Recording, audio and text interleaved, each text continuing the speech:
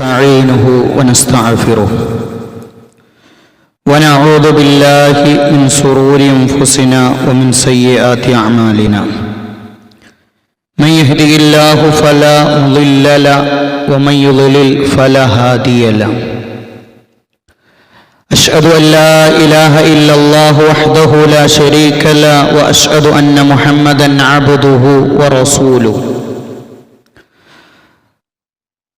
اللهم صل على محمد وعلى آل محمد كما صليت على إبراهيم وعلى آل إبراهيم إنك حميد مجيد وبارك على محمد وعلى آل محمد كما باركت على إبراهيم وعلى آل إبراهيم إنك حميد مجيد يا أيها الذين آمنوا اتقوا الله حق تقاته ولا تموتن إلا وأنتم مسلمون يا أيها الناس اتقوا ربكم الذي خلقكم من نفس واحدة وخلق منها زوجها وبث منهما رجالا كثيرا ونساء واتقوا الله الذي تساءلون به والأرحام إن الله كان عليكم رقيبا يا أيها الذين آمنوا اتقوا الله وقولوا قولا سديدا يصلح لكم أعمالكم ويغفر لكم ذنوبكم ومن يطع الله ورسوله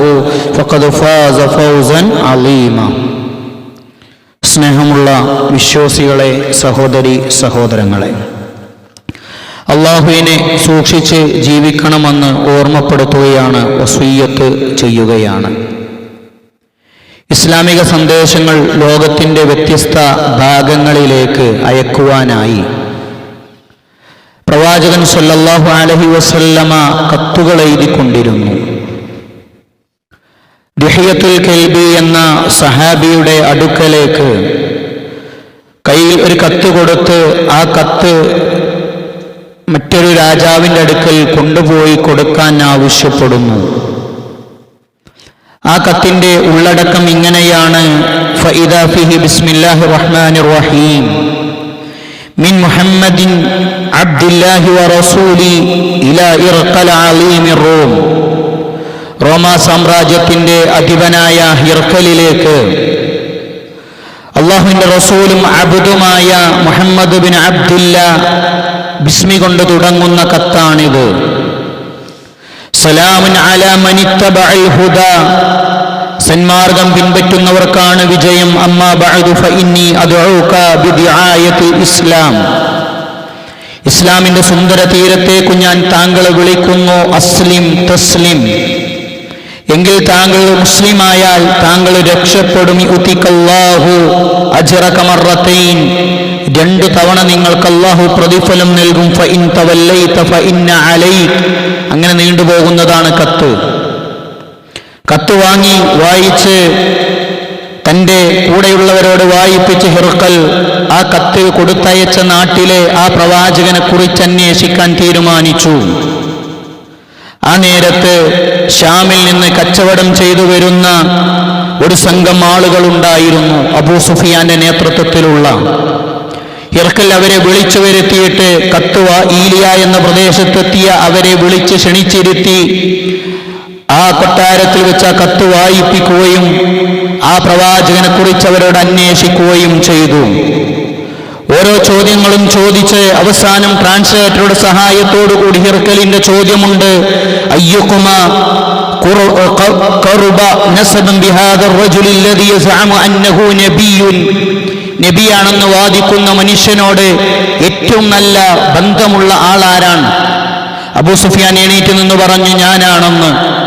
ഓരോ ചോദ്യത്തിനും അയാൾ അങ്ങനെ വിശ്വാസിയല്ലാത്ത അബൂ സുഫിയാൻ ഉത്തരം കൊടുത്തു. അവസാനം ചോദിക്കുന്നുണ്ട്, വമാദാ യഅ്മുറുക്കും, ആ പ്രവാചകൻ നിങ്ങളോട് കൽപ്പിക്കുന്നത് എന്താണ്? വിശ്വാസിയല്ലാത്ത അബൂ സുഫിയാന്റെ മറുപടിയുണ്ട്, യഖൂലു അബ്ദുല്ലാഹ വഅദ വലാ തുശ്രികൂ ബിഹി ശൈഅ, ഏകദൈവത്തിലേക്കുള്ള വിളിയാണ് മുഹമ്മദിന്റേത്. വതുറുകൂ മാ യഖൂലു ആബാഉക്കും വയഅ്മുറുനാ ബിസ്സലാത്തി വസ്സിദ്ഖി വൽ അഫാഫ് വസ്സില, പ്രവാചകൻ സല്ലല്ലാഹു അലൈഹി വസല്ലം പഠിപ്പിക്കുന്ന സകല നന്മകളും പറഞ്ഞു കൊടുത്തു. എന്നിട്ട് അബൂ സുഫിയാൻ പറയുന്ന ഒരു വാക്കുണ്ട്, എനിക്ക് കളവ് പറയാൻ മടിയായതുകൊണ്ടാണ് ഞാൻ അങ്ങനെ പറഞ്ഞത് എന്ന്. അബൂ സുഫിയാൻ മക്കയിലെ ഖുറൈശികളിലെ പ്രമുഖനായ നേതാവായിരുന്നു. അബൂജഹൽ ബദറിന്റെ യുദ്ധഭൂമിയിൽ മരിച്ചപ്പോൾ ഖുറൈശികളുടെ സാദാത്തായി മാറിയ നേതൃത്വം ഏറ്റെടുക്കേണ്ടി വന്ന വ്യക്തിയാണ്. അദ്ദേഹത്തിന്റെ മകളായ ഉമ്മു ഹബീബ റസൂലുള്ളാഹി സ്വല്ലല്ലാഹു അലൈഹി വസല്ലമയുടെ ഭാര്യയാണ്. ഹിജ്റ 8-ാമത്തെ വർഷം മക്കൻ ഫതഹിന്റെ അന്ന് റസൂലുള്ളാഹി പറഞ്ഞു, മൻ ദഖല ബൈത്തുൽ ഹറാമി കാന ആമിന വമൻ ദഖല ബൈത അബാ സുഫിയാൻ കാന ആമിന വമൻ ദഖല ബൈതഹു കാന ആമിന. മക്ക വിജയത്തിന് വരുന്ന പ്രവാചകന്റെ പ്രഖ്യാപനം, സ്വന്തം വീട്ടിൽ നിൽക്കുന്നവരും കഅബയിൽ പ്രവേശിച്ചവരും അബൂ സുഫിയാന്റെ വീട്ടിൽ കയറുവരക്ക് നിർഭയരാണ്, പേടിക്കേണ്ടതില്ലെന്ന് പറഞ്ഞു. അവസാനം അബൂ സുഫിയാൻ ഷഹാദത്ത് കലിമ ഉച്ചരിച്ച് ഇസ്ലാമിന്റെ രാജപാതയിലേക്ക് വന്നിട്ട് പ്രവാചകനോട് പറയുന്നുണ്ട്, യാ റസൂലല്ലാഹ് മുർനി ഹത്താ ഉഖാതിലൽ കുഫാർ കമാ കുൻതു ഉഖാതിലൽ മുസ്ലിമീൻ. മുസ്ലിമീങ്ങളോട് യുദ്ധം ചെയ്തതുപോലെ മുശ്രിക്കുകളോടും കുഫാറുകളോട് യുദ്ധം ചെയ്യാൻ എന്നെ നിങ്ങൾ അനുവദിക്കണമെന്ന്. പിന്നീട് ഖന്തക്കിന്റെയും ഹുനൈനിന്റെയും യർമൂക്കിന്റെയും പോരാട്ട ഭൂമികളിൽ ആ മനുഷ്യനെ കാണാൻ സാധിച്ചു. ഉസ്മാൻ റളിയല്ലാഹുവിന്റെ കാലത്താണ് അദ്ദേഹം മരിക്കുന്നത്.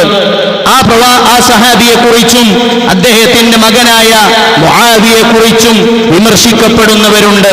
മഹാനായ അബൂ സുഫിയാന്റെ മകനാണ് മുആവിയ ഇബ്നു അബി സുഫിയാൻ. ഹിന്ദ് ബിൻത് ഉത്ബയുടെ മകൻ കൂടിയാണ് അദ്ദേഹം. അദ്ദേഹത്തിന് ചില പ്രത്യേകതകളുണ്ട്. 10 പ്രത്യേകതകൾ ഞാൻ 10 മിനിറ്റ് കൊണ്ട് എണ്ണി പറയാൻ ശ്രമിക്കാം. മഹാനായ മുആവിയ അടക്കമുള്ള ആളുകൾ സഹാബിയായി എന്നതാണ് ഒന്നാമത്തെ പ്രത്യേകത. മഹാനായ അബ്ദുല്ലാഹി ഇബ്നു മുബാറക് എന്ന താബിഈ പണ്ഡിതനോട് ചോദിക്കുന്നുണ്ട്, അയ്യുഹുമാ അഫ്ളൽ മുആവിയ ഇബ്നു അബി സുഫിയാൻ വ ഉമർ ഇബ്നു അബ്ദുൽ അസീസ്. മുആവിയ ഇബ്നു അബി സുഫിയാൻ ആണോ ഉമർ ഇബ്നു അബ്ദുൽ അസീസ് ആണോ നല്ല ആള് എന്ന് ആ ചോദ്യത്തിന് മറുപടിയായി അബ്ദുല്ലാഹി ഇബ്നു മുബാറക് കൊടുക്കുന്ന മറുപടി, വല്ലാഹി ഇന്നൽ ഉബാറ അല്ലദീ ദഖല ഫീ അൻഫി മുആവിയ മഅ റസൂലില്ലാഹി സ്വല്ലല്ലാഹു അലൈഹി വസല്ലം. പ്രവാചകന്റെ കൂടെ ജീവിച്ച കാലത്ത് മുആവിയയുടെ മൂക്കിൽ തങ്ങി നിൽക്കുന്ന രോമത്തിലെ പൊടിയുടെ സ്ഥാനം പോലും ഉമർ ഇബ്നു അബ്ദുൽ അസീസിന് ഞാൻ കൊടുക്കുന്നില്ല എന്ന്. കാരണം അദ്ദേഹം അല്ലാഹുവിന്റെ റസൂലിൽ നിന്ന് സമി അല്ലാഹു ലിമൻ ഹമിദ എന്ന് കേട്ടപ്പോൾ റബ്ബനാ വലക്കൽ ഹംദ് എന്ന് പിന്നിൽ നിന്ന് പറഞ്ഞ വ്യക്തിയാണ് എന്നാണ്. സഹാബിയായി എന്നതാണ് മുആവിയയുടെ ഒന്നാമത്തെ പ്രത്യേകത. രണ്ടാമത്തേത്, വിശുദ്ധ ഖുർആൻ പറഞ്ഞ ലഖദ് താബല്ലാഹു അലൻ നബിയ്യി വൽ മുഹാജിരീന വൽ അൻസ്വാരി അല്ലദീന തബഉഹു ഫീ സഅത്തിൽ ഉസ്റ. പ്രതിസന്ധിയുടെ ഘട്ടത്തിൽ പ്രവാചകന്റെ കൂടെ ചങ്ക് പറിച്ചു കൊടുത്ത തബൂക്കിന്റെ യുദ്ധഭൂമിയിലേക്ക് പോയവരിൽ മുആവിയ റളിയല്ലാഹു അൻഹു ഉണ്ടായിരുന്നു. വിശുദ്ധ ഖുർആനിന്റെ സൂറത്ത് തൗബയിലെ 26-ാമത്തെ ആയത്തിൽ അല്ലാഹു പറഞ്ഞു, ثم أنزل الله سكينته على رسوله وعلى المؤمنين وأنزل جنودا لم تروها وعذب الذين كفروا وذلك جزاء الكافرين. ഹുനൈനിന്റെ പോരാട്ട ഭൂമിയിലേക്ക് പോയ വിശ്വാസികൾക്കും അല്ലാഹുവിന്റെ റസൂലിനും അല്ലാഹു സമാധാനം ഇറക്കി കൊടുത്തു എന്ന് പറഞ്ഞ വഅലൽ മുഅ്മിനീനിൽ മുആവിയ ഇബ്നു അബി സുഫിയാൻ ഉണ്ടായിരുന്നു. വിശുദ്ധ ഖുർആനിന്റെ സൂറത്ത് ഹദീദിന്റെ 10-ാമത്തെ ആയത്തിൽ ലാ യസ്തവി മിൻകും മൻ അൻഫഖ മിൻ ഖബ്ലിൽ ഫത്ഹി വഖാതല ഉലൈക അഅലമു ദറജതൻ മിനല്ലദീന അൻഫഖു മിൻ ബഅദ് വഖാതലു വകുല്ലം വഅദല്ലാഹുൽ ഹുസ്നാ വല്ലാഹു ബിമാ തഅമലൂന ഖബീർ. മക്ക വിജയത്തിന് മുമ്പ് മുസ്ലിമീങ്ങളായവർക്ക് മറ്റുള്ളവരെക്കാൾ പ്രത്യേകതയുണ്ടെന്ന് പറഞ്ഞവരിൽ മഹാനായ മുആവിയ ഇബ്നു അബി സുഫിയാൻ ഉണ്ടായിരുന്നു. അല്ലാഹുവിന്റെ റസൂലിന്റെ പ്രാർത്ഥന ലഭിച്ചു എന്നതാണ് അദ്ദേഹത്തിന്റെ 5-ാമത്തെ പ്രത്യേകത. അല്ലാഹുമ്മ ജഅൽഹു ഹാദിയൻ മഹ്ദിയ വഹ്ദി ബിഹി. അല്ലാഹുവേ മുആവിയ നീ സന്മാർഗിയും സന്മാർഗം കാണിക്കുന്നവരും ആക്കി മാറ്റണേ എന്നതാണ് അദ്ദേഹത്തിന്റെ 5-ാമത്തെ പ്രത്യേകത. 6-ാമത്തെ പ്രത്യേകതയായി റസൂലുള്ളാഹിക്ക് വഹി എഴുതി കൊടുത്ത കിതാബുൽ വഹിയായിരുന്നു മുആവിയ ഇബ്നു അബി സുഫിയാൻ. കത്തുകൾ എഴുതിയ ആളായിരുന്നു മുആവിയ റളിയല്ലാഹു അൻഹു. 7-ാമതായിട്ട് ഇസ്ലാമിക ലോകത്തിന്റെ ആദ്യ നാവികപട അവ്വലു ജയ്ശിൻ മിൻ ഉമ്മത്തി യഅ്സൂനൽ ബഹ്റ ഖദ് ഔജബുൽ ജന്ന. ഈ ഇസ്ലാമിക ലോകത്ത് നിന്ന് ആദ്യമായി നാവികപടയിൽ പോകുന്നവർക്ക് അല്ലാഹുവിന്റെ സ്വർഗ്ഗം വാഗ്ദാനം പറഞ്ഞ ആളുകളിൽ മുആവിയ റളിയല്ലാഹു അൻഹു ഉണ്ടായിരുന്നു. ഒൻപതാമതായി അദ്ദേഹത്തെ റസൂലുള്ളാഹി വിശേഷിപ്പിച്ചത് ഖാലുൽ മുഅ്മിനീൻ എന്നാണ്. വിശ്വാസിയുടെ മാതാവ് അമ്മാവനെന്നാണ് വിശേഷിപ്പിച്ചത്. അദ്ദേഹത്തിന്റെ സഹോദരി ഉമ്മു ഹബീബ റംല ബിൻത് അബീ സുഫിയാൻ പ്രവാചക സല്ലല്ലാഹു അലൈഹി വസല്ലമയുടെ ഭാര്യയായിരുന്നു. ഉമറിന്റെ കാലത്ത് ബൈത്തുൽ മുഖദ്ദസ് മോചിപ്പിച്ചപ്പോൾ ഉമറിന്റെ കൂടെ ബൈത്തുൽ മുഖദ്ദസിലേക്ക് കയറി നിസ്കരിച്ചവരിൽ മുആവിയ റളിയല്ലാഹു അൻഹു ഉണ്ടായിരുന്നു. എന്നാൽ ഇസ്ലാമിനെ പൊളിക്കാൻ ഇസ്ലാമിന്റെ വേഷം കെട്ടിയ ആളുകൾ ആദ്യം എതിർക്കുന്നതിൽ ഒന്ന് മുആവിയയുണ്ട്. വഹി എഴുത്തുകാരനാണ് എങ്കിൽ വഹിയെ അവിശ്വസിക്കും. രണ്ടാമത് അബൂ ഹുറൈറയുണ്ട്. അബൂ ഹുറൈറ 5000-ലധികം ഹദീസുകൾ റിപ്പോർട്ട് ചെയ്തിട്ടുണ്ട്. 5000-കണക്കിന് ഹദീസുകളിൽ സംശയമുണ്ടാക്കാൻ അവർക്ക് സാധിക്കും. ആയിഷ റളിയല്ലാഹു അൻഹയെ സംശയത്തിന്റെ നീളിലേക്ക് കൊണ്ടുവരും. കാരണം ആയിഷ റളിയല്ലാഹു അൻഹ തിരുനബിയുടെ കൂടെ ജീവിതം പങ്കിട്ട പ്രിയപ്പെട്ട ഉമ്മയാണ്. അവരെ വിമർശിക്കാറുണ്ട്. ഇസ്ലാമിക ലോകത്തിന്റെ ഒന്നാമത്തെ ഖലീഫ അബൂബക്കറിനും ഉമറിനും ഉസ്മാനിനും ലഅനത്ത് ചൊല്ലാറുണ്ട്. ആ ആളുകളെ അബൂ ഹുറൈറ മഹാനായ മുആവിയെ ആക്ഷേപിക്കാറുണ്ട്. മഹാനായ ഇബ്രാഹിം മൈസറ പറഞ്ഞു, മാ റഅയ്തു ഉമർ ഇബ്നു അബ്ദുൽ അസീസ് ضرب انسان قط الا انسانا شتم معاويه فانه ضرب اصواتا. ഉമർ ഇബ്നു അബ്ദുൽ അസീസ് എന്ന ഭരണാധികാരി ഒരാളെയും ശിക്ഷിക്കുന്നത് ഞാൻ കണ്ടിട്ടില്ല. മുആവിയ ചീത്ത പറഞ്ഞവനെയല്ലാതെ വേറെ ആരെയും അദ്ദേഹം ശിക്ഷിച്ചിട്ടില്ല എന്ന് കാണാൻ സാധിക്കും. എന്താണ് മുആവിയ റളിയല്ലാഹു അൻഹുവിനെ വിമർശിക്കുന്നവരുടെ ലക്ഷ്യം? അദ്ദേഹം കൊണ്ടുവന്നത് അഹ്ലുസുന്ന വൽ ജമാഅ എന്നത് അദ്ദേഹത്തിന് അധികാരത്തിന് വേണ്ടി കാണിച്ചു കൂട്ടിയതാണ് എന്ന് പറയുന്നവരുണ്ട്. മഹാനായ അബ്ദുറഹ്മാൻ ഇബ്നു നസായി മുആവിയെ പറ്റി പറയുന്നുണ്ട്, സ്വഹിബ് റസൂലില്ല ഇന്നമൽ ഇസ്ലാമു കദാരിൽ ലഹാ ബാബൻ. അദ്ദേഹം പറയാണ്, ഇസ്ലാം ഒരു വീടാണ്. ആ വീടിന് ചില വാതിലുകളുണ്ട്. ഫബാബുൽ ഇസ്ലാമി സ്വഹാബ, ഇസ്ലാമിന്റെ വാതിൽ സ്വഹാബത്താണ്. ഫമൻ ആദ സ്വഹാബ ഇന്നമാ അറാദൽ ഇസ്ലാം, ആരെങ്കിലും ഇസ്ലാമിനെ സ്വഹാബത്തിനെ ആക്ഷേപിക്കുന്നുവെങ്കിൽ അവന്റെ ഉദ്ദേശം സ്വഹാബത്തിൽ നിൽക്കുന്നില്ല, ഇസ്ലാമിനെ പൊളിക്കലാണ്. ഏതുപോലെ കമൻ നഖറൽ ബാബ, ആരെങ്കിലും ഒന്ന് ഡോറിൽ മുട്ടുന്നു, ഇന്നമാ യുരീദു ദുഖൂലൽ ബാബ, അവന് വെറുതെ മുട്ടുന്നതല്ലല്ലോ ഡോറിൽ, ആ വീടിന്റെ ഉള്ളിലേക്ക് കയറാനാണ്. സഹാബത്ത് വാതിലാണ്, ആ സഹാബത്തിലൂടെ കയറിയാൽ ഇസ്ലാമിനെ പൊളിക്കാമെന്നാണ്. ഫമൻ അറാദ മുആവിയ ഫഇന്നമാ അറാദ സ്വഹാബ, ആരാണ് മുആവിയെ ഉദ്ദേശിക്കുന്നത് അവൻ ഉദ്ദേശിക്കുന്നത് മുആവിയയല്ല, പകരം എല്ലാ സ്വഹാബത്തിനെയുമാണ് അയാൾ ഉദ്ദേശിക്കുന്നത് എന്നാണ്. കാരണം എന്തെന്നറിയോ?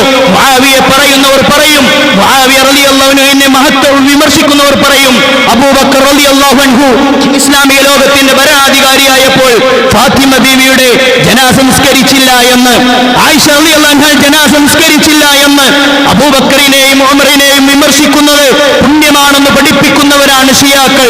അബൂബക്കറും ഉസ്മാനും മുആവിയയും വിഗ്രഹങ്ങളാണെന്ന് പറയുന്നവരാണ്. ആയിഷയും ഹഫ്സയും ഏറ്റവും മോശപ്പെട്ടവരാണെന്ന് പറയുന്നവരാണ്. അബൂബക്കർ കഴുത്തിൽ കെട്ടിയ വിഗ്രഹത്തിന് സുജൂദ് ചെയ്യുന്നവരാണെന്ന് പറയുന്നവരാണ്. ഉമർ മുനാഫിക്കാണെന്ന് പറയുന്നവരാണ്. ഉമർ കൊന്ന അബൂ ലുഅലുഅത്തിന്റെ ജാറം ഇന്നും ഇറാനിന്റെ പ്രദേശങ്ങളിൽ ഉണ്ട് എന്നുള്ളതാണ്.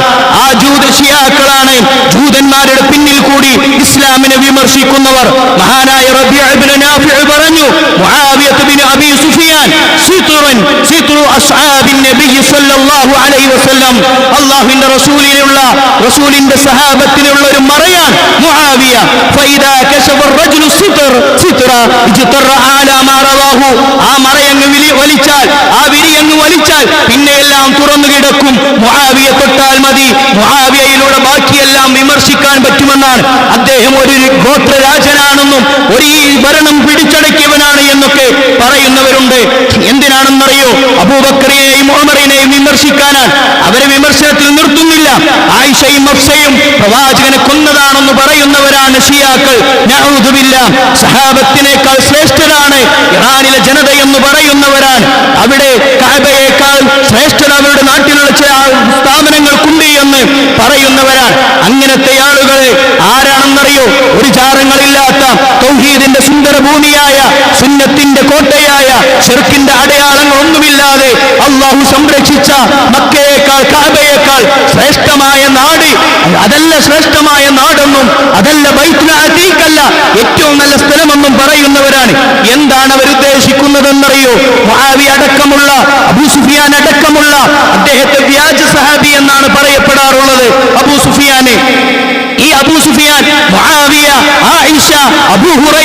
തുടങ്ങിയ ആളുകൾ പരസ്യമായും അബൂബക്കർ, ഉമർ എന്നിവരെ ശപിക്കലും അവർക്കെതിരെ ലഅനത്ത് ചൊല്ലലും അശ്ഹദു അല്ലാ ഇലാഹ ഇല്ലല്ലാഹ് വ അശ്ഹദു അന്ന അബാ ബക്കരി വ ഉമരി വ ഉസ്മാനി എന്ന് പറഞ്ഞ അവരൊക്കെ കാഫിറുകളാണെന്നും അവരൊക്കെ മതനിഷേധികളാണെന്നും സാക്ഷ്യം വഹിക്കുന്ന ആളുകളാണവർ. ഇസ്ലാമിന്റെ മൊത്തം കുത്തക അവകാശപ്പെടാൻ ശ്രമിക്കുന്ന ആളുകളാണ്. എന്നാൽ സഹാബത്തിനെ വിമർശിക്കുന്നവരെ പറ്റി മഹാനായ അബൂ സുറഅത്തുർ റാസി അദ്ദേഹം പറഞ്ഞൊരു സുന്ദരമായ വാക്കുണ്ട്. ഇദാ റഅയ്ത الرجل ينتقص احدا من اصحاب رسول الله صلى الله عليه وسلم അല്ലാഹുവിന്റെ റസൂലിന്റെ സഹാബത്തിൽ ആരെങ്കിലും ഒരാളെ നിങ്ങൾ കുറ്റം പറയുന്നത് കണ്ടാൽ ഫഅലം മനസ്സിലാക്കിക്കോ അന്നഹു സിന്ദീഖ്, അവൻ മതനിഷേധിയാണ് എന്ന് ഒരാളെ പറഞ്ഞാൽ മതി. സഹാബത്തിൽ ന്യൂനതകളില്ലെന്നല്ല, ന്യൂനതയില്ലാത്ത ഏക മനുഷ്യന്മാരാരെന്നറിയോ? അത് പ്രവാചകന്മാരാണ്. എന്നാൽ സഹാബത്തിനിടയിലുള്ള ചില സ്ഖലിതങ്ങളെയോ തെറ്റായ ധാരണകളെയോ എടുത്തുവച്ച് സഹാബത്തിന് മോക്ഷമാക്കുന്നത് അതൊരു സഹാബിയെ സംരക്ഷിക്കാനല്ല, പകരം ഇസ്ലാമിന്റെ ഉള്ളിലേക്ക് കയറാനുള്ള ഒരു വാതിലിൽ മുട്ടൽ മാത്രമാണ് ഏതെങ്കിലും സഹാബത്തിനെ ആക്ഷേപിക്കൽ. അതുകൊണ്ടാണ് റസൂലുള്ളാഹി സ്വല്ലല്ലാഹു അലൈഹി വസല്ലമ പറഞ്ഞത്, ലാ തസുബ്ബു അസ്ഹാബി, നിങ്ങൾ എന്റെ സഹാബത്തിനെ ചീത്ത പറയരുത്, കുറ്റം പറയരുത് എന്ന്. അവർ സിന്ദീഖുകളാണ്, മതനിഷേധികളാണെന്ന് മനസ്സിലാക്കുക. സഹാബത്തിനെ ചേർത്തു പിടിക്കാനും അല്ലാഹു റളിയല്ലാഹു അൻഹും വറളു അൻഹും എന്ന് പറഞ്ഞ ആളുകളെ നെഞ്ചോട് ചേർത്ത് അവർക്ക് തർളിയത്ത് ചെല്ലുന്നതിന് പകരം ലാനത്ത് ചെല്ലുന്ന ശാപവാക്കുകൾ പറയുന്നവരിൽ നിന്ന് അകന്നു നിൽക്കാനും ഇസ്ലാമിന്റെ വേഷം ധരിച്ചവർ നടത്തുന്ന കുതന്ത്രങ്ങളെ ആ വലിയ ധാരണയോടുകൂടി മുന്നോട്ട് പോകാനും വിശ്വാസികൾക്ക് സാധിക്കേണ്ടതുണ്ട്. അല്ലാഹു തആല സഹാബത്തിന്റെ കൂടെ സ്വർഗത്തിന്റെ ഉന്നതങ്ങളിൽ ഒരുമിച്ച് ചേരാൻ നമുക്ക് എല്ലാവർക്കും ഭാഗ്യം നൽകി അനുഗ്രഹിക്കുമാറാവട്ടെ. വഅഖൂലു ഖൗലി ഹാദാ വസ്തഗ്ഫിറുല്ലാഹ ലി വലക്കും വസ്തഗ്ഫിറൂഹു ഇന്നഹു ഹുവൽ ഗഫൂറുർ റഹീം.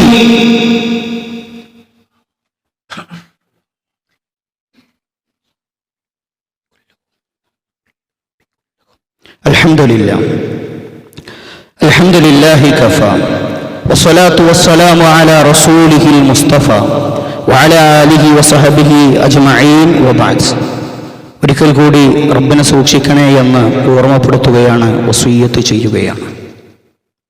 വിശ്വാസികളെ സംബന്ധിച്ച് അവരുടെ ജീവിതത്തിൽ ഒരു പുതുവർഷത്തിൻ്റെ മൂഡിലാണ് അവരുണ്ടാവേണ്ടത്. അതിങ്ങനെ പറയുമ്പോൾ ചില ആളുകൾ ഇങ്ങനെ ആലോചിക്കുക, നമ്മളെ ക്ലോക്കിലേക്കൊക്കെ ഇങ്ങനെ നോക്കുക, ഏതായിരിക്കും ഇപ്പോൾ പറഞ്ഞത്, ഇന്നിപ്പോൾ ജൂണ്, അതെന്തായാലും സാധ്യതയല്ല, എങ്കിൽ ഒരു മുഹറത്തിൻ്റെ തുടക്കത്തിലാണ്. ഒരു വിഭാഗം ആളുകൾ നഹ്സായി കാണുമ്പോൾ ദേശത്യാഗത്തിൻ്റെ തപിക്കുന്ന ഓർമ്മകൾ മനസ്സിലേക്ക് പതിക്കുന്നതാണ് യഥാർത്ഥത്തിൽ ഹിജ്റ. ആ ഹിജ്റ കലണ്ടറിലെ ഒന്നാമത്തെ മാസമാണ് മുഹറം.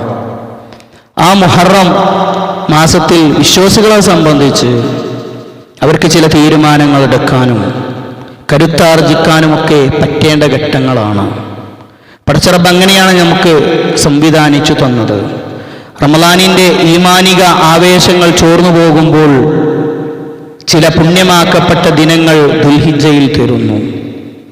വീണ്ടും നമ്മുടെ ഈമാനിൽ വേരിയേഷൻ വരുമ്പോൾ പവിത്രമാക്കപ്പെട്ട മാസമായി മുഹറത്തെ എണ്ണി നന്മകൾ അധികരിപ്പിക്കാൻ പറയുന്നു. ഷഹറുല്ലാഹിൽ മുഹറം, അള്ളാഹുവിൻ്റെ മാസമെന്ന് പ്രത്യേകം എടുത്തു പറയുന്നു. അതിൻ്റെ കൂടെ തന്നെ പ്രാർത്ഥിക്കാൻ ആവശ്യപ്പെടുന്നു, അള്ളാഹുവേ, കഴിഞ്ഞ റമളാനിൽ ഞങ്ങൾ ചെയ്ത നന്മകളൊക്കെ ഞങ്ങൾക്ക് നീ സ്വീകരിക്കണേ എന്ന്. സാധാരണ കേൾക്കാറുണ്ടല്ലേ, അല്ലാഹുമ്മ ബാരിക് ലനാ ഫീ റജബിൻ വ ശഅബാൻ വ ബല്ലിഅനാ റമളാൻ എന്ന് കേൾക്കാറുണ്ട്. അതിൻ്റെ സിഹത്തിൽ ചർച്ചയുണ്ട്. എങ്കിലും പൊതുവെ സലഫുകളെ പറ്റി പറയാറുണ്ട്, റമളാനിൻ്റെ നന്മകൾ സ്വീകരിക്കണേ റബ്ബേ, അടുത്ത നന്മകൾ, അടുത്ത 6 മാസത്തേക്ക് നന്മകൾ കൊയ്യാൻ ഞങ്ങൾക്ക് അവസരം നൽകണേ, റമളാനിന് എത്തിച്ചു തരണേ എന്ന് പ്രാർത്ഥിക്കാറുണ്ട്. റമളാനിൽ പ്രാർത്ഥിച്ചൊരു പ്രാർത്ഥന പിന്നീട് അങ്ങനെ പ്രാർത്ഥിച്ചിട്ടുണ്ടാവില്ല. 2-3 മാസങ്ങൾ കഴിഞ്ഞ് റമളാനും പിന്നിട്ട് ഒരു മുഹറത്തിലേക്ക് പ്രവേശിക്കാനിരിക്കുമ്പോൾ ഒരു പുതിയ വർഷം എന്ന നിലക്ക് ചില ആലോചനകൾ നല്ലതാണ്. യാ അയ്യുഹല്ലദീന ആമനു തഖുല്ലാഹ്, വിശ്വാസികൾ നിങ്ങൾ അല്ലാഹനെ സൂക്ഷിക്കുക. വൽതൻദുറ നഫ്സും മാ ഖദ്ദമത് ലിഗദിൻ, നാളേക്ക് വേണ്ടി എന്തുണ്ടാക്കിയതെന്നൊന്ന് ആലോചിച്ചു നോക്കിയെന്ന. നാളേക്ക് വേണ്ടി ചിലതെല്ലാം സംവിധാനിക്കാൻ പറ്റണം. ഒന്നുമില്ലാത്ത ചില ആളുകൾ പെട്ടെന്ന് മരണപ്പെടുകയാണ്. ഇന്നലെ രാത്രി സുഹൃത്തിനെ വിളിച്ചപ്പോൾ അവൻ പറഞ്ഞത്, അവൻ്റെ ബന്ധുവായ ഒരു കുട്ടി വെള്ളത്തിൽ മുങ്ങി മരിച്ചു എന്നാണ്. ഇന്ന് നാട്ടിൽ നിന്ന് വന്ന ഫോൺ കോൾ നാട്ടിലെ ഒരു സഹോദരൻ മരിച്ചു എന്നാണ്. സുഹൃത്തുക്കളെ, സമയവും നേരവും കാലവും ഒന്നുമില്ലാതെ മരണം കൊണ്ടുപോകുമ്പോൾ വിശ്വാസികളെ നമ്മളെ സംബന്ധിച്ച് ഒരു വർഷം കൂടി എന്നതാണ്, ഖബറിലേക്ക് ഒരു വർഷം കൂടി അടുത്തു എന്നതാണ്. പക്ഷേ കൊണ്ടുപോകാൻ എന്തുണ്ട് എന്നാണ് ആലോചിക്കേണ്ടത്. അല്ലാഹു നിന്മകളുമായി ചെയ്ത് അവനെ കണ്ടുമുട്ടി സ്വർഗത്തിൻ്റെ ഉന്നതങ്ങളിൽ എത്തിച്ചേരുന്ന മഹാഭാഗ്യവാന്മാരിൽ നമ്മെ എല്ലാവരെയും ഉൾപ്പെടുത്തി അനുഗ്രഹിക്കുമാറാവട്ടെ. അല്ലാഹുമ്മ ഗഫിറിൽ മുഅ്മിനീന വൽ മുഅ്മിനാത്ത് വൽ മുസ്ലിമീന വൽ മുസ്ലിമാത്ത് അൽ അഹ്യാഇ മിൻഹും വൽ അംവാത്ത് ഇന്നക മുജീബു ദഅവാതി വയാ ഖാദിൽ ഹാജാത്ത് തവഫനാ മുസ്ലിമീന വൽഹിഖ്നാ ബിസ്സാലിഹീൻ. اللهم يا مقلب القلوب ثبت قلوبنا على دينك. ربنا آتنا في الدنيا حسنة وفي الآخرة حسنة وقنا عذاب النار. والحمد لله رب العالمين. عباد الله أقيموا الصلاة.